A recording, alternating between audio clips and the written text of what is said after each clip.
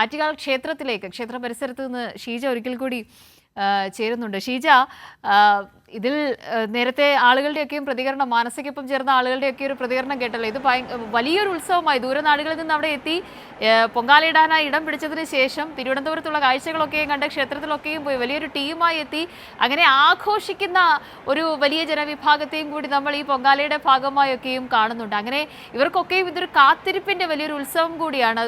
വലിയൊരു യാത്രയൊക്കെ ചെയ്ത് ദൂരനാടുകളിൽ നിന്ന് ഇവിടെ എത്തി പൊങ്കാല അർപ്പിച്ച് സന്തോഷമായി ആഘോഷമായി തിരികെ പോവുക എന്നുള്ളൊരു വലിയ ലക്ഷ്യം കൂടി അവർക്കുണ്ട്. അങ്ങനെ എല്ലാ മുഖങ്ങളിലും സന്തോഷം മാത്രമാണ് കാണുന്നത്. എന്തായി ക്ഷേത്രത്തിലുള്ള ഒരുക്കങ്ങൾ?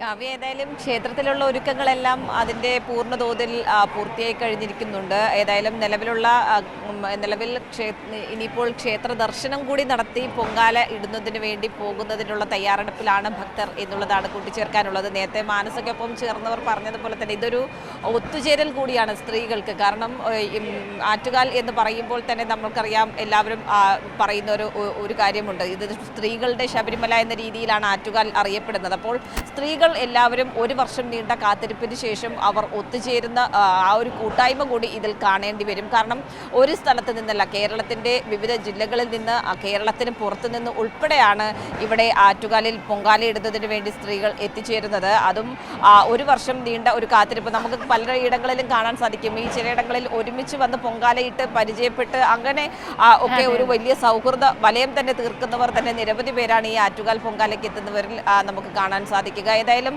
ആറ്റുകാൽ പൊങ്കാലയ്ക്ക് ഇത്തവണത്തെ ആറ്റുകാൽ പൊങ്കാല കെങ്കേമമാക്കുന്നതിന് വേണ്ടിയിട്ടുള്ള എല്ലാ ഒരുക്കങ്ങളും പൂർത്തിയായി കഴിഞ്ഞിട്ടുണ്ട്. ഇനി കുറച്ചു നേരത്തെ ഒരു കാത്തിരിപ്പ് കൂടി മാത്രമാണ് അവശേഷിക്കുന്നത്.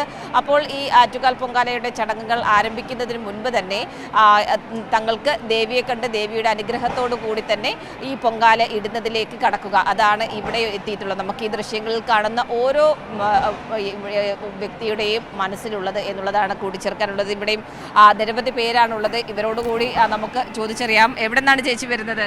കൊല്ലത്തുനിന്ന്. അപ്പോ എത്ര കൊല്ലമായി പൊങ്കാല ഇടാൻ തുടങ്ങിയിട്ട്? 8 വർഷത്തിന് മേളിലായി. 8 വർഷത്തിന്. എത്ര ദിവസം മുന്നേ ഇവിടെ എത്തും? ഇന്ന് വന്നതാ. കൊല്ലത്തുനിന്ന് ട്രെയിനകത്ത് വരുന്നത്. എന്തുകൊണ്ടാണ് ഇങ്ങനെ എല്ലാ കൊല്ലവും മുടങ്ങാതെ വന്ന് പൊങ്കാല ഇടണം എന്ന് തോന്നാനുള്ളൊരു കാരണം എന്താണ്? അത് അമ്മയോടുള്ള വിശ്വാസം തന്നെ. ഇങ്ങനെയാണോ, ഒറ്റയ്ക്കാണോ അതോ എല്ലാവരും? കൂട്ടുകാരുണ്ട്, ജോലി സ്ഥലത്തുനിന്ന് ഒരുമിച്ച്. ഒരു ഇപ്രാവശ്യം മോളെയും കുട്ടിയാണ് വന്നത്. ഇപ്പൊ ആറ്റുകാൽ പൊങ്കാലയ്ക്ക് വന്ന് അങ്ങനെ ഒരു കൂട്ടായ്മ കൂടി ആയിട്ടുണ്ട്.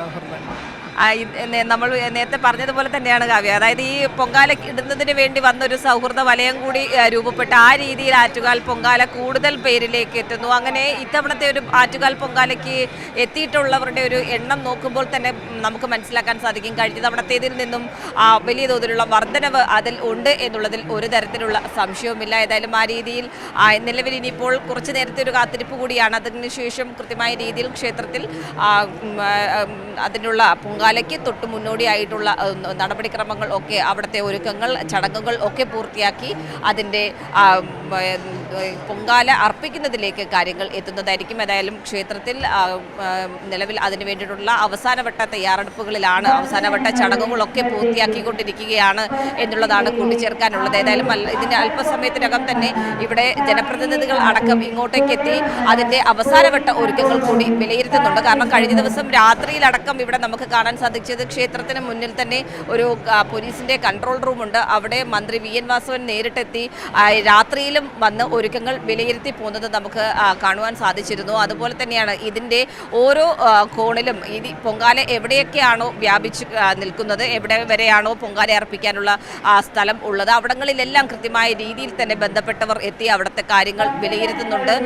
എവിടെയെങ്കിലും ആർക്കെങ്കിലും എന്തെങ്കിലും തരത്തിലുള്ള ബുദ്ധിമുട്ടുകളുണ്ടെങ്കിൽ അത് പരിഹരിക്കുന്നതിന് വേണ്ടിയിട്ടുള്ള നടപടികൾ, അതെല്ലാം ആ രീതിയിൽ വേണ്ട നിർദ്ദേശം നൽകി ജില്ലാ ഭരണകൂടവും നഗരസഭയും സർക്കാരും എല്ലാം ഒറ്റക്കെട്ടായി ഒരു എണ്ണയിട്ട യന്ത്രം പോലെ പ്രവർത്തിക്കുന്നത് തന്നെയാണ് നമുക്ക് ഈ ആറ്റുകാൽ പൊങ്കാലയുടെ ഒരു വിജയത്തിലേക്ക് കാര്യങ്ങൾ എത്തുന്നതിലേക്ക് നയിക്കുന്നത്. ഏതായാലും അതിനു വേണ്ടിയിട്ടുള്ള അവസാനവട്ട തയ്യാറെടുപ്പുകൾ തന്നെയാണ് ഇവിടെ നടക്കുന്നത് എന്നുള്ളതിൽ ഒരു തരത്തിലുള്ള തർക്കവുമില്ല.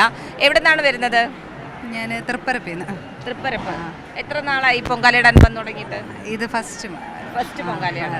എങ്ങനെയാണ് ഈ ആറ്റുകാൽ പൊങ്കാലയെ കുറിച്ച് ഇങ്ങനെ കേട്ടറിഞ്ഞ് അങ്ങനെയാണോ വന്നത്? കൊച്ചിയിൽ വന്നിട്ടുണ്ട്, പക്ഷെ പൊങ്കാല ആദ്യമായിട്ടാണ്. ഒറ്റയ്ക്കാണോ അതോ കുടുംബസമേതം? എല്ലാവരും ഉണ്ട്. എവിടെ നിന്നാണ് അമ്മ വരുന്നത്? ഞാൻ വടകര എന്നാണ്.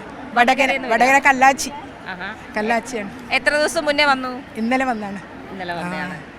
എങ്ങനെയാണ്, കൂട്ടുകാരാണോ കൂടെ ഉള്ളത്? അല്ല, മകളാണ്. മകളാണ്. ഏച്ചിന്റെ വീടുണ്ട്, അവിടെ നിന്ന് ഇവിടെ വന്നു. ഈ മുടങ്ങാതെ വരണം എന്നുള്ളൊരു ആഗ്രഹം അതുകൊണ്ട് തന്നെയാണോ വരുന്നത്? ഉണ്ടായിരുന്നു. 4 വർഷമായി പൊങ്കാല ഇടുന്ന. അടുത്ത വർഷം വരാനാവതാക്കട്ടെ എന്ന് പ്രാർത്ഥിക്കുന്നു. തീർച്ചയായും. എവിടെ നിന്നാണ് വരുന്നത്? പാറശാല. അത് ഇവിടെ അടുത്ത് തന്നെയാണല്ലേ? എപ്പോഴാണ്, പുലർച്ചെയാണോ ഇങ്ങോട്ടേക്ക് എത്തിയത്? 3:30 തിരിച്ചു. 3 മണിക്ക് വന്നു. 3:30 തിരിച്ചു. 3:30. എങ്ങനെയാണ് ഇവിടെ സ്ഥിരം ഒരു സ്ഥലത്ത് വന്നിടുന്നതാണോ അതോ മുന്നേ വന്ന് പിടിക്കുന്നത്, അങ്ങനെ ബുദ്ധിമുട്ടൊക്കെ ഉണ്ടോ? ഒരു സ്ഥലത്ത് തന്നെ വന്നിരിക്കുക. ഇടുന്നതാണ്. എവിടെ നിന്നാണ്? നിലമ്പൂരിൽ നിന്ന്. കണ്ണം ചൊവ്വാഴ്ച രാവിലെ തന്നെയാണ്.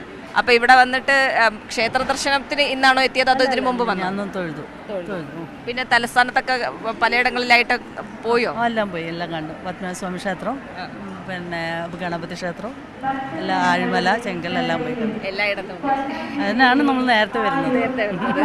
ഇനി ഇന്ന് തന്നെയാണോ മടക്കം? ആ രീതിയിലാണ് വിവിധ, അതായത് തിരുവനന്തപുരം ജില്ലയ്ക്ക് പുറത്തു നിന്ന് വരുന്നവരാണെങ്കിൽ ഇവിടെ തിരുവനന്തപുരം ജില്ലയിൽ ആറ്റുകാൽ പൊങ്കാലയ്ക്ക് വേണ്ടി എത്തുമ്പോൾ ഇവിടെയുള്ള മറ്റ് ക്ഷേത്രങ്ങൾ, അതോടൊപ്പം തന്നെ തൊട്ടടുത്തുള്ള സ്ഥലങ്ങൾ ഒക്കെ സന്ദർശിച്ച് ആ രീതിയിൽ കൂടി അതിനെ ഒരു വലിയൊരു ഉത്സവമാക്കി മാറ്റി, ഒരു വലിയൊരു യാത്രയാക്കി തന്നെ മാറ്റിയാണ് ഇവിടേക്ക് ഈ ആറ്റുകാൽ പൊങ്കാലയ്ക്ക് വേണ്ടി എത്തുന്നത്. ഏതായാലും ഈ ഒരു 10 ദിവസം എന്ന് പറയുന്നത് തലസ്ഥാനത്തുള്ളവരെ കുറിച്ച് എടുത്ത് പറയുമ്പോൾ വലിയൊരു ഉത്സവ ലഹരി തന്നെയാണ്.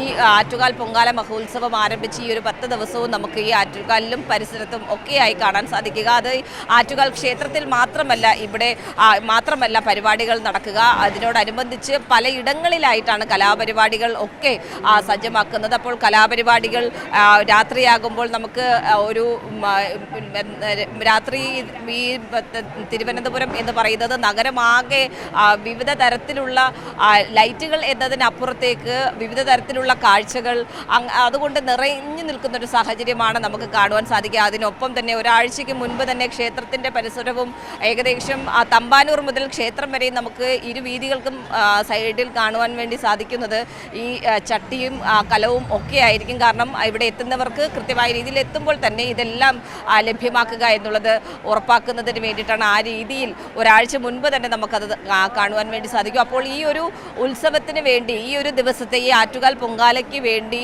ഈ നഗരം ഒരുങ്ങുന്നതെന്ന് പറയുന്നത് വലിയ തോതിൽ തന്നെയാണ്. അതിന് വേണ്ടിയിട്ടുള്ള പ്രവർത്തനങ്ങൾ അത് സർക്കാർ തലത്തിൽ ആരംഭിക്കുന്നത് മാസങ്ങൾക്ക് മുൻപ് തന്നെ ആരംഭിക്കുന്നു. ഏകദേശം ഒരു വർഷത്തിന് മുൻപ് തന്നെ അതിന് വേണ്ടിയിട്ടുള്ള മുന്നൊരുക്കങ്ങൾ ആരംഭിക്കുന്നു. പക്ഷേ ഇതെല്ലാം കഴിഞ്ഞ് നേരത്തെ വിജിൻ സൂചിപ്പിച്ചത് ഏറ്റവും പ്രധാനപ്പെട്ട കാര്യമാണ്. കാരണം ഈ നഗരത്തിലേക്ക് ഇത്തരത്തിൽ ലക്ഷോപലക്ഷം സ്ത്രീകളെത്തി പൊങ്കാല അർപ്പിച്ച് മടങ്ങുന്നു. ഈ മടങ്ങിക്കഴിഞ്ഞാൽ നഗരത്തെ അതിൻ്റെ പൂർവാവസ്ഥയിലേക്ക് എത്തിക്കേണ്ടതുണ്ട്. അത് വലിയൊരു വെല്ലുവിളിയാണ് തിരുവനന്തപുരം നഗരസഭയെ സംബന്ധിച്ചിടത്തോളം. പക്ഷേ അത് കൃത്യമായ രീതിയിൽ തന്നെ മണിക്കൂറുകൾക്കകം അത് ഈ നഗരം ആകെ വൃത്തിയാകുന്നു എന്നുള്ളത് എടുത്തു പറയേണ്ടത് തന്നെയാണ്. അത് തിരുവനന്തപുരം നഗരസഭയെക്കുറിച്ച് പറയുമ്പോൾ അത് ഏറ്റവും പ്രധാനപ്പെട്ട ഒരു കാര്യം കൂടിയാണ്. അതിനൊപ്പം തന്നെയാണ് തിരുവനന്തപുരം നഗരസഭയുടെ മറ്റൊരു പ്രവർത്തനം. ഈ പൊങ്കാല അർപ്പിച്ചിട്ട് പോകുമ്പോൾ ഇവരെല്ലാം പൊങ്കാല ഇടുന്നതിന് വേണ്ടിയിട്ടുള്ള ചൂടുകട്ടകൾ, ആ ചൂടുകട്ടകൾ ലൈഫ് ഭവന പദ്ധതിയിൽ വീട് വെക്കുന്നതിന് വേണ്ടി ഉപയോഗിക്കുന്നു. ആ രീതിയിൽ ചുടുകട്ടകളെല്ലാം പ്രത്യേകമായി ശേഖരിക്കുന്നു.